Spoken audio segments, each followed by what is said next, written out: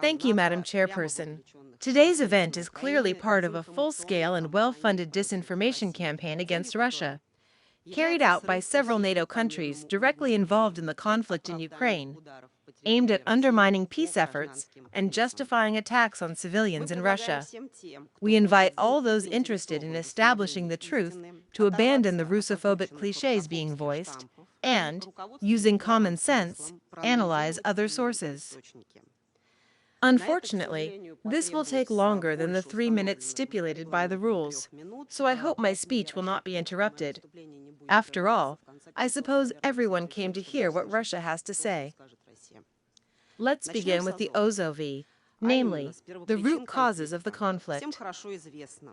It's well known that Western countries brought to power in Ukraine, in 2014, people who declared the population of the country's southeast terrorists and launched a full-scale war against them, using tanks, aircraft, murder, and torture. Thus, the residents of Donbass were punished for their desire to speak Russian and have their own self-government. This tragedy has received no objective assessment from the UN or from anyone who today advocates for respect for international humanitarian law and human rights.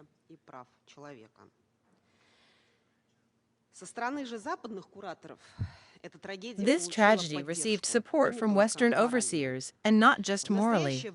These horrific events are currently being examined by the UN International Court of Justice, where Kyiv is the defendant in a case alleging violation of the Convention on the Prevention and Punishment of the Crime of Genocide. I suggest monitoring this process. Since the population of Donbass did not support Ukraine's inclusion in NATO's orbit, its destruction was advantageous to the alliance countries. In order to draw Ukraine into this aggressive bloc, which for decades had been methodically and systematically advancing eastward toward Russia's borders, Moscow persistently and patiently urged its member countries to adhere to the principle of indivisible security in Europe that they had agreed upon. However, in response, we invariably encountered either cynical deception or attempts at pressure and blackmail, while the bloc's war machine moved inexorably toward our doorstep. One of these stages of this deception was the Minsk agreements, the conclusion of which, as the Western signatories themselves acknowledged, was necessary for Kyiv's rearmament. The culmination of this course was the armed escalation in Donbass in 2022. We invite all interested parties to review the OSCE SMM ceasefire violation reports in Donbass these days. They are publicly available. They clearly demonstrate that Kyiv was the one attacking Donbass. And it was under these circumstances, following an official request for assistance from the Donetsk and Luhansk People's Republics, that Russia decided to conduct a special military operation in accordance with Article 51 of the UN Charter. The crisis in Ukraine was orchestrated and continues to be fueled by Western countries that are so ostensibly concerned about the rights of individuals in the conflicts involved. Among these countries, the United Kingdom occupies a prominent place.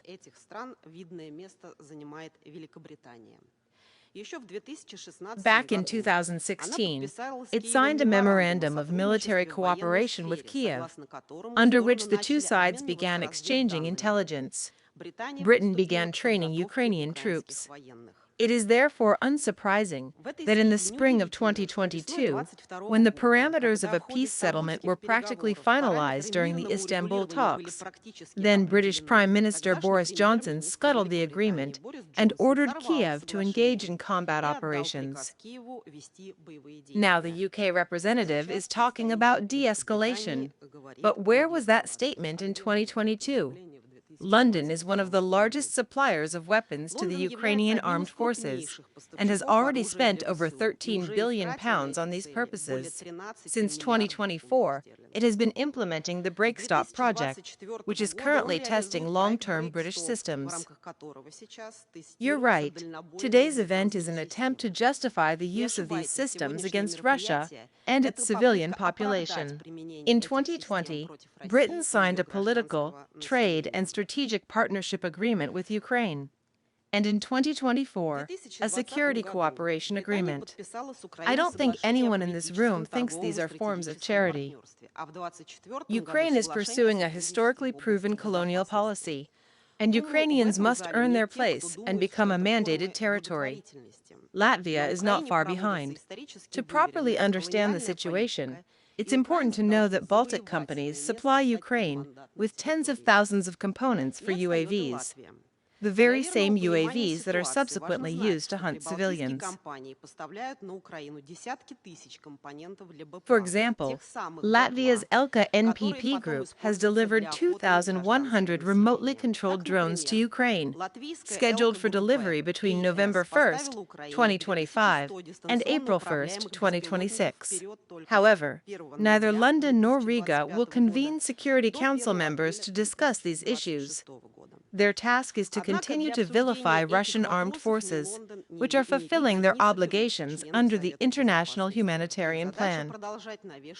In this context, we propose comparing the outcomes of armed conflicts, for example, in Gaza, where the military action often results in a lunar landscape, and where a number of countries concerned about compliance with IHL are supplying weapons to this conflict, with those in Ukraine, where Russia is using precision weapons to destroy military targets.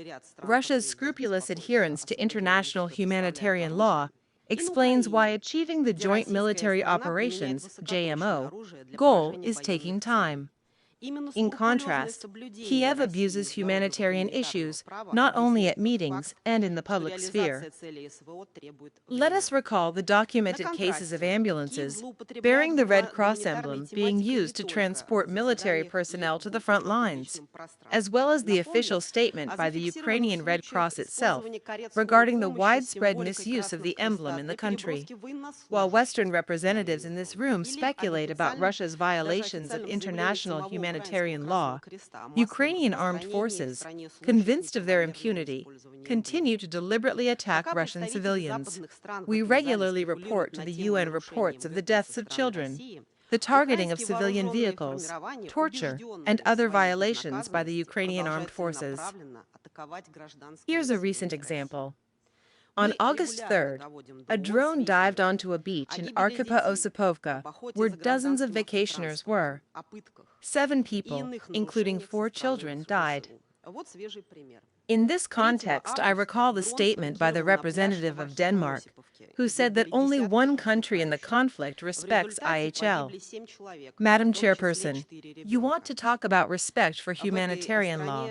Then you should tell this to the parents of the 5-year-old girl who lost her life on this beach, barely having seen the sea. Tell it to the relatives of the approximately 300 Russians missing since the Ukrainian armed forces' invasion of the Kursk region, whose fate remains unknown. Or about the 4,500 people currently surviving in the basements of Druzhkovka, awaiting the arrival of Russian troops, while the so-called Ukrainian evacuation group White Angels attempts to forcibly evacuate them toward Ukraine in response to a local resident's request to leave for Russia. A Ukrainian police officer suggested she contact Red Cross volunteers to be added to the exchange list.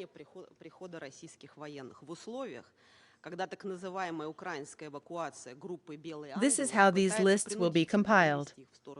Madam Chairperson, concerns were expressed today regarding the internationalization of military operations through the involvement of foreign citizens, but for some reason we have not been provided with any information about the direct involvement of military personnel from NATO countries in the planning of operations against Russia. The public space is full of this information. Didn't they tell us that the UK has trained 58,000 Ukrainian military personnel? Kyiv's representatives haven't shared with us the statements of Ukraine's military ombudsman, Olga Leshetilova, that Kyiv currently has approximately 16,000 foreign troops from 72 countries on its side. according to Ukrainian data, and they are no less involved in violating international humanitarian law than the Ukrainians themselves. Unfortunately, the BBC doesn't make films about this, and for some reason the UN doesn't have such data. We're ready to provide it. In principle, it's all publicly available. According to recent reports, an entire group of mercenaries is currently stationed at a children's sports and recreation camp in the village of Sprinya in the Lviv region. Parents of minors are directly complaining about this on social media. Furthermore, this strictly civilian complex houses weapons arsenals for several special forces units of the Ukrainian armed forces. You won't learn from the organizers, who supposedly care about respect for international humanitarian law, about the sophisticated torture and humiliation, mental and physical abuse, including the use of electric chairs and other devices, to which Russian soldiers are subjected. Testimonies have been documented of sexual violence and threats of violence, torture in the form of sleep deprivation, water deprivation, food deprivation, and a host of other forms of torture.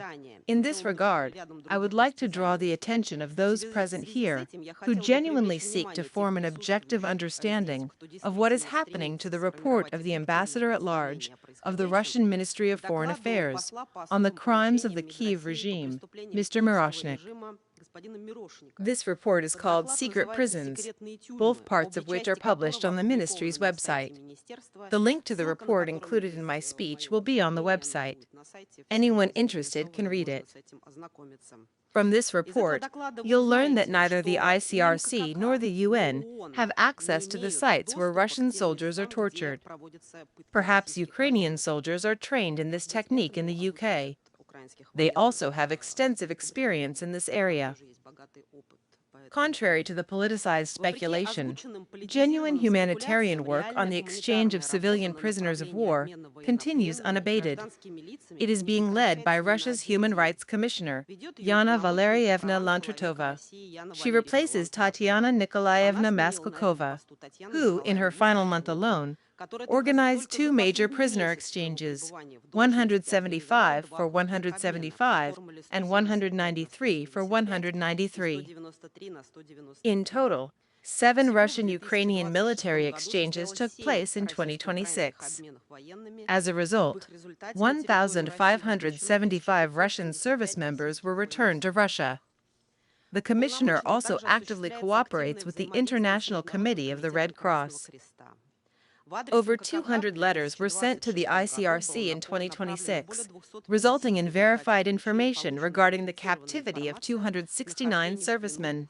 The frank and open nature of Russia's dialogue with the ICRC is evidenced in particular by the recent visit of ICRC President Mirjana Spoljarek to Moscow, as well as verification visits by Red Cross delegations to Starobelsk and the Belgorod region. In this context, the intervention of European countries, including through this event, represents an attempt to hinder cooperation in this area. As part of the concept of reciprocal visits of Russian and Ukrainian military personnel detained for opposing a special military operation, we continue regular inspections. The conditions of detention of over 3,900 Ukrainian military personnel in 15 facilities have been inspected.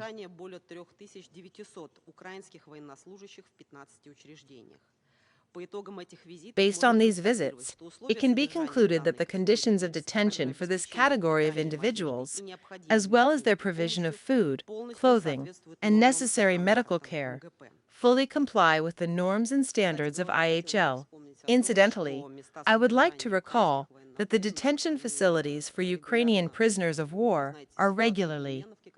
You know the situation in Olenovka, when the prisoner of war detention facility was simply bombed by the Ukrainians. Then the plane was shot down. It's important to remember these things. At the end of July, Yana Valerievna Lantritova announced preparations for another exchange of 2 categories of prisoners of war and civilians located in Ukraine and unable to return home on their own. However, the success of this event directly depends on the Ukrainian side, which is approaching this process very selectively. And it doesn't take all the soldiers Russia is willing to provide for exchange. For example, Kyiv has categorically refused to include servicemen from the LPR-DPR and the Republic of Crimea in the exchange process, calling them traitors for their choice. In conclusion, I would like to say a few words and comment on the speeches of the distinguished briefers. We note that all the briefers were able to come, received visas, came to the United States, and found themselves here at the podium. We hear their statements. But when Russia tries to bring people here who have been subjected to torture and persecution, they are simply denied visas, and so it's very convenient to simply ignore them. But we are, of course, trying to get the word out, including online. I'd like to begin with a statement from the representative of the High Commissioner for Human Rights, the distinguished Ms. Claudia Fuentes Julio. I noted that in your statement, you mentioned that Russian prisoners of war are being tortured. Unfortunately, you didn't address this point and jumped to the conclusion that on a smaller scale, I'm afraid you don't know the scale, and such conclusions are, so to speak, very hasty. They shouldn't be made. We should study the situation more deeply, and perhaps hold an event, which we hope you will participate in, where the torture of Russian prisoners of war by the Ukrainian armed forces, their law enforcement agencies, and other agencies will be discussed. We're counting on this objectivity, but we haven't seen it yet. Next, I'd like to comment on Ms. Umarova's statement. Here's an interesting story.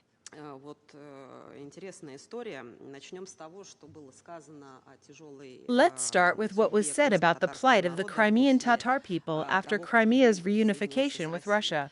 I'd like to point out here that this particular accusation was brought before the UN International Court of Justice, where it was alleged that Russia was persecuting Crimean Tatars. How many of these accusations do you think were upheld by the court? The answer is 0. Please read the court's decision from January 2024. All these charges were dismissed. None of them were confirmed. And we're still hearing these stories. Second point, I don't know Ms. Umarova's personal story, but even according to publicly available information, she was detained because she was traveling to Russia through Georgia without a visa, without a Russian passport, without a visa. So either one or the other should have happened, but neither did. Am I correct? Then, Ms. Umarova's phone turned out to have photos of military equipment and the disposition of Russian armed forces. So that's the situation. And by the way, I think everyone heard that Ms. Umarova had a lawyer, and there was legal action related to her stay. And perhaps some of you remember, Elena Berezhnaya is here. She also spoke before the Security Council. This is a Ukrainian citizen. She was arrested and found incommunicado. Her fate is currently unknown. We saw the episode when she appeared in court. She was in very bad shape. The person had suffered a stroke. She suffered very harsh treatment, torture. No one cares about her fate. Unfortunately, she can't come and tell about her fate here. Pay attention to this information. Also note that Mr. Juan Garcia was a defender of Azovstal, as I understood from his words. The defenders of Azovstal, namely the people who were at Azovstal, are the Azov Battalion. This is the notorious battalion that was involved in torture and abuse in Donbass. Something was said here about Russia's shattered illusions about neo-fascism. If anyone wants to see the Azov unit's emblem, judge for yourself. I have a small phone, but if anyone wants to Google it, here's the emblem. It has a swastika on it, so if anyone can't see it, I'll show you. It's a swastika. That's the kind of unit it was. Incidentally, in the United States, it was on a list of organizations prohibited from receiving weapons for a while. So that's the kind of organization it was. Perhaps a few words, although there's less to comment on here. Mr. Gushin also talks about 300 detention centers. He's been repeating the same figure for several years now. Their territorial coverage, where all this is located, is changing. This is a person who works for the Ukrainian government. Objectivity is difficult to expect here, of course. And finally, I'd like to perhaps say something, perhaps bring it to Ms. Umirova's attention. I understand she has relatives in Crimea. Crimea is currently being bombed by Ukraine. And people are without water, without electricity. Thanks to the actions of that very Kyiv, which you are now supporting at this event, the people of Crimea are now living in difficult times. And the Russian government is doing everything it can to ensure that their lives, and the lives of civilians, continue to be normal. In conclusion, I would like to point out that propaganda events like today's are signs of a crisis in the work of our organization. Unfortunately, I cannot provide all the information I would like to share here. Distorted understanding of the crisis and its root causes is an obstacle to a peaceful resolution. This kind of event only misleads people and worsens the crisis. Thank you. Искажение картины кризиса и его первопричин являются препятствием на пути мирного урегулирования.